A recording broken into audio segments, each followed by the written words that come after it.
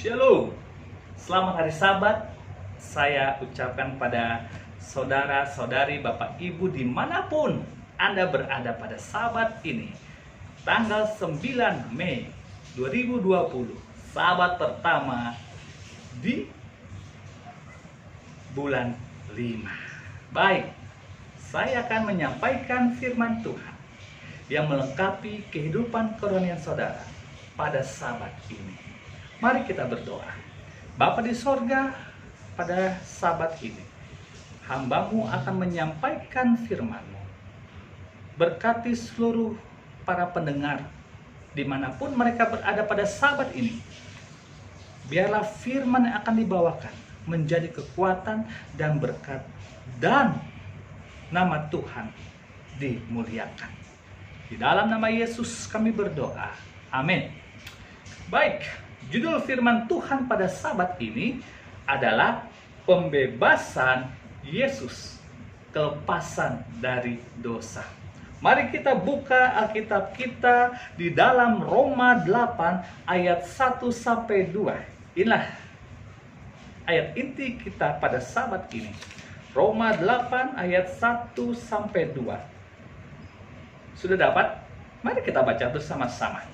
Demikianlah sekarang tidak ada penghukuman bagi mereka yang ada di dalam Kristus Yesus. Ayat kedua, Roh yang memberi hidup telah memerdekakan kamu dalam Kristus dari hukuman dosa dan hukum manusia. Amin. Bapak Ibu yang diberkati Tuhan,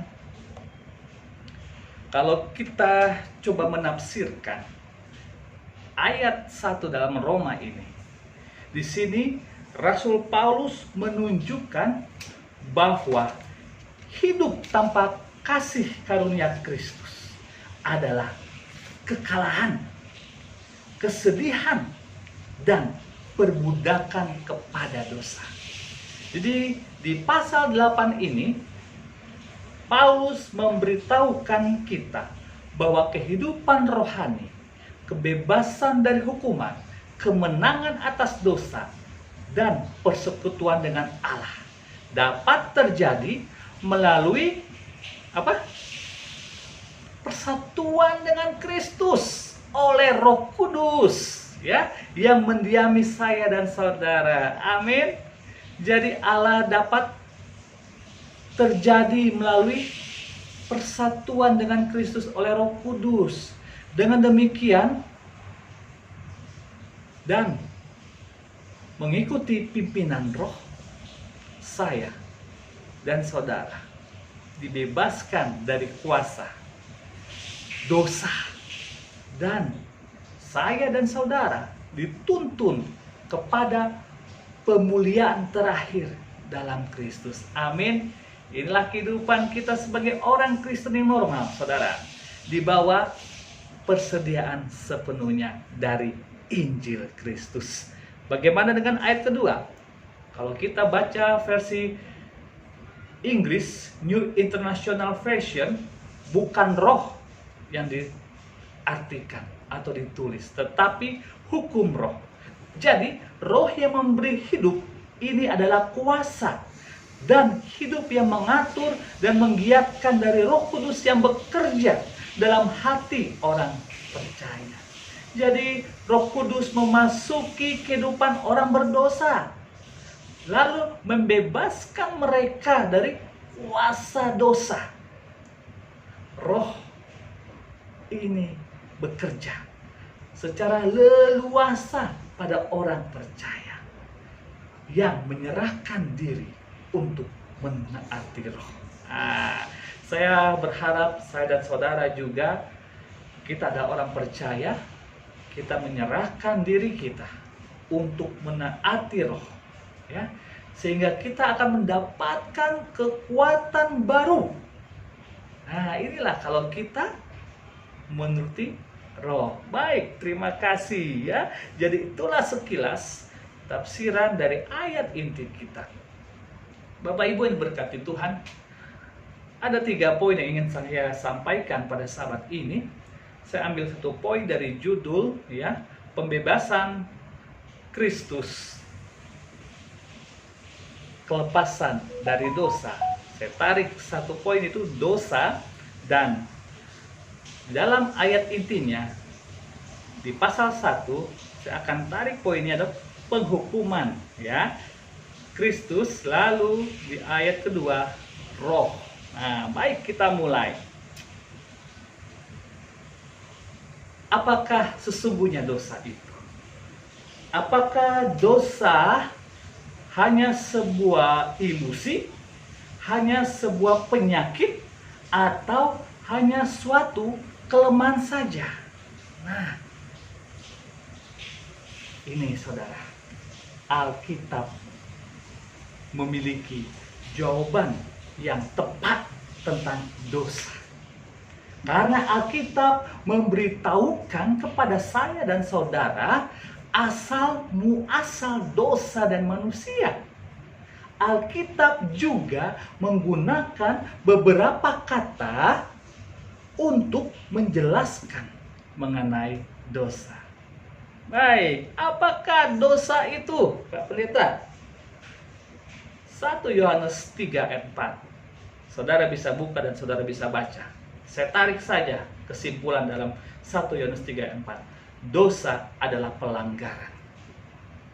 Dosa adalah melanggar hukum Allah. Bisa juga berarti melangkah, melewati batasan.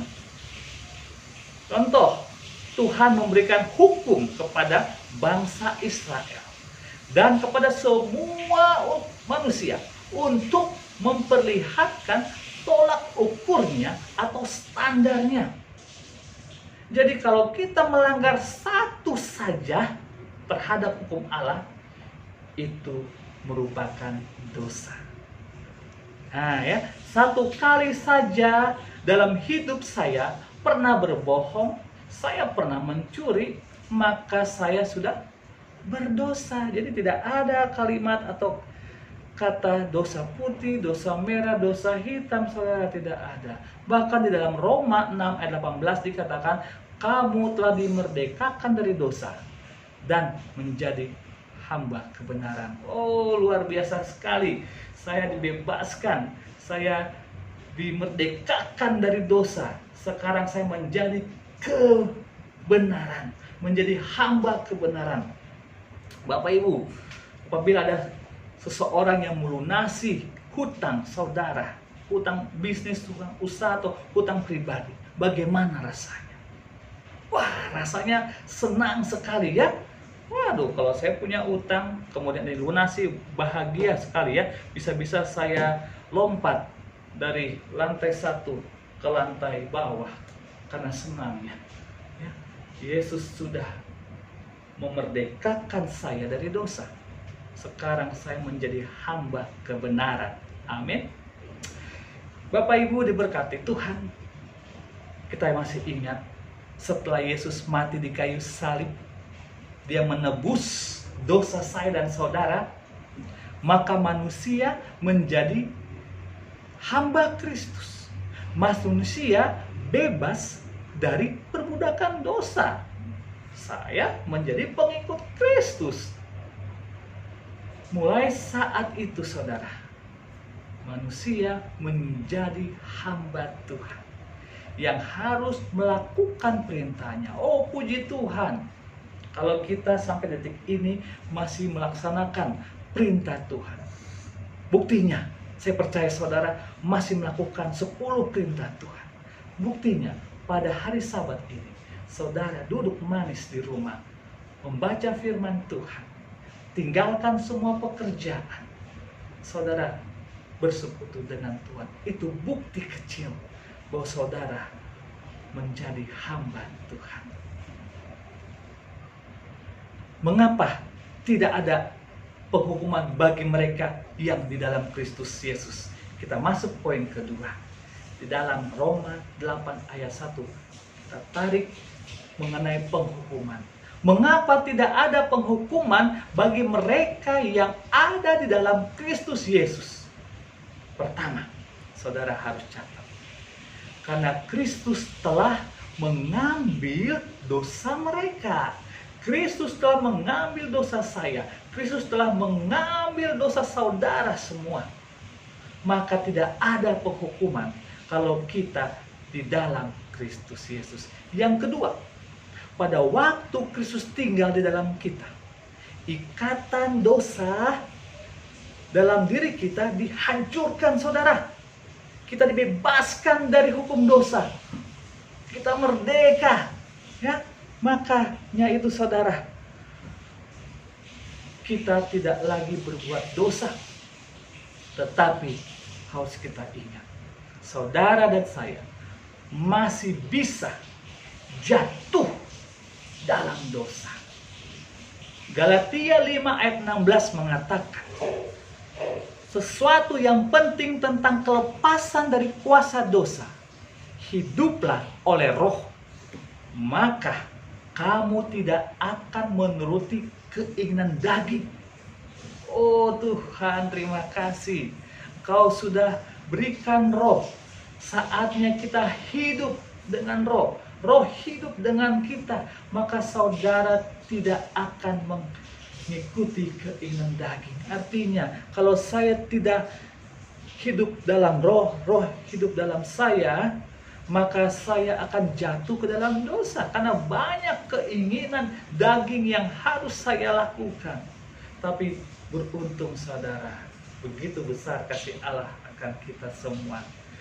Dia berikan cuma-cuma itu Roh. Amin, saudara, ya. Kristus di dalam kita melindungi kita dari dosa, melindungi kita dari setan, seperti yang dinyatakan dalam 1 Yohanes 5 ayat 18. Mari kita buka. Sudah? Kita tahu bahwa setiap orang yang lahir dari Allah tidak berbuat dosa, tetapi dia yang lahir dari Allah melindunginya, dan si jahat tidak dapat menjamahnya. Luar biasa. Kristus mengisi saya dengan saudara. Roh Kudus. Saya diisi Roh Kudus, saudara diisi Roh Kudus, sehingga setan tidak memiliki tempat. Haleluya, amin. Ingat, saudara, jangan kita tinggalkan Roh Kudus. Isi Roh Kudus dalam hidup kita agar si setan itu apa? Tidak ada tempat. Tetapi saudara, pada tahap ini harus kita ingat, manusia batinia kami dibaharui dari sehari ke sehari. 2 Korintus 4:18. Jadi mari perbaharui batinia kita dari hari ke hari, agar Kristus Roh Kudus selalu hadir dalam kehidupan kita. Kristus di dalam kita mendorong saya dan saudara untuk tidak berdosa lagi. Jadi enak sekali, saudara, kalau saudara tetap setia mengikuti Kristus, saudara menyerahkan hidup saudara dalam Roh Kudus, maka saudara akan didorong untuk tidak berbuat dosa. Saudara punya mobil atau motor di rumah? Semahal-mahalnya motor, semahal-mahalnya mobil yang saudara miliki, atau sebagus apapun mobil mewah saudara, takkan bisa dipakai tanpa ada bahan bakarnya. Betul? Begitu juga dengan barang elektronik, handphone, TV, dan lain semuanya. Tidak ada energi di dalam handphone yang saudara punya itu mengalir, maka tidak akan bisa saudara gunakan. Handphone saudara harus ada aliran listrik. Sampai lebaran kuda pun kalau nggak ada aliran listrik tidak bisa digunakan. Sama halnya dengan kita, saudara. Perjuangan kita untuk hidup di dalam Kristus Yesus tak akan bisa tanpa Roh Kudus yang menyertai saudara. Roh Kudus adalah sumber energi yang merupakan memampukan saya dan saudara untuk melakukan kehendak Tuhan di dalam hidup kita. Jadi kita harus memiliki Roh Kudus dalam kehidupan kita. Bapak Ibu diberkati Tuhan.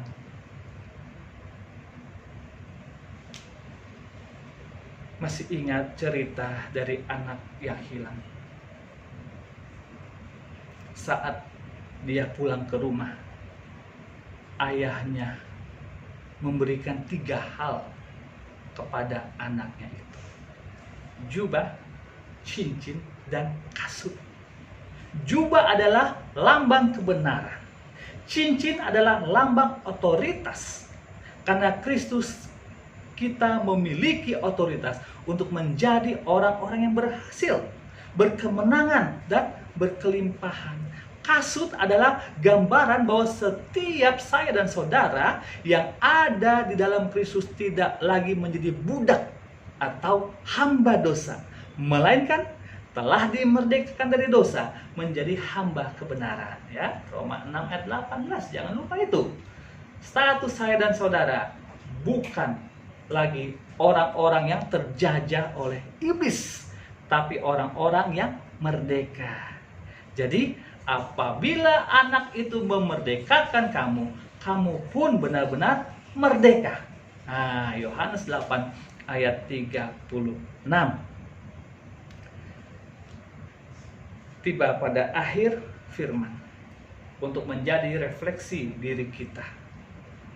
Setelah kita mendengarkan firman Tuhan pada saat ini, yang pertama, sudahkah Anda memberi hidup Anda untuk dipimpin oleh Roh Kudus? Bagaimanakah Anda melakukannya? Yang kedua, mengapa kita perlu menyerahkan diri kita untuk dipimpin oleh Roh Kudus setiap hari? Sebagai kesimpulan firman Tuhan pada sabat ini, yang pertama, bangunlah hubungan yang intim dengan Allah, bukan hati Anda, dan izinkan Roh Kudus masuk, menguasai seluruh hidup Anda, dan menuntun setiap langkah kehidupan Anda. Kesimpulan yang kedua, sebagai anak-anak Allah, kita melakukan apa yang benar, dan kita menuruti perintah Tuhan. Yang ketiga, berarti bahwa dengan Kristus tinggal dan bersama dengan kita, dimampukan untuk meninggalkan kebiasaan dosa.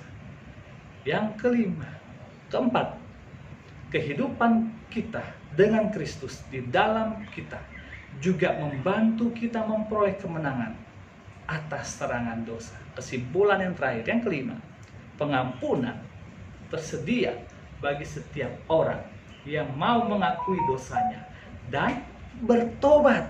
Ya, mereka akan menerima pembebasan darah Kristus. Biarlah firman Tuhan pada sabat ini mengingatkan kita kembali bahwa Kristus tidak memberikan penghukuman kepada kita karena kita sudah dimerdekakan dari dosa. Oleh Roh Kudus, saya dan saudara dimampukan untuk meninggalkan dosa-dosa. Kiranya firman ini menjadi berkat bagi saudara dan keluarga. Mari kita berdoa. Bapa di sorga, terima kasih Tuhan. Kami sudah menggunakan waktu pada sabat ini untuk belajar akan firman Tuhan. Terima kasih ya Bapa. Engkau sudah memberikan anakmu Yesus Kristus mati di kayu salib untuk menebus dosa saya dan saudara. Terima kasih ya Yesus, Engkau sudah tinggalkan Roh Kudus saat Engkau naik ke sorga. Roh Kudus memampukan kami untuk meninggalkan dosa. Biarlah firman ini menjadi berkat bagi saudara dan saya, menjadi kemuliaan bagi nama Tuhan. Saatnya kita hidup benar di hadapan Tuhan, karena Yesus segera datang. Terpujilah nama Tuhan. Diberkatilah saudara di dalam segala usaha pekerjaan. Diberkatilah rumah tangga saudara. Diberkatilah anak-anak saudara. Diberkatilah pelayanan-pelayanan saudara. Biarlah saat ini saudara dijauhkan dari mara bahaya, dari segala penyakit yang mematikan. Kasih karunia Allah Bapa menyertai saudara dan saya sampai Yesus datang. Di dalam nama Yesus kami berdoa. Amin. Tuhan memberkati.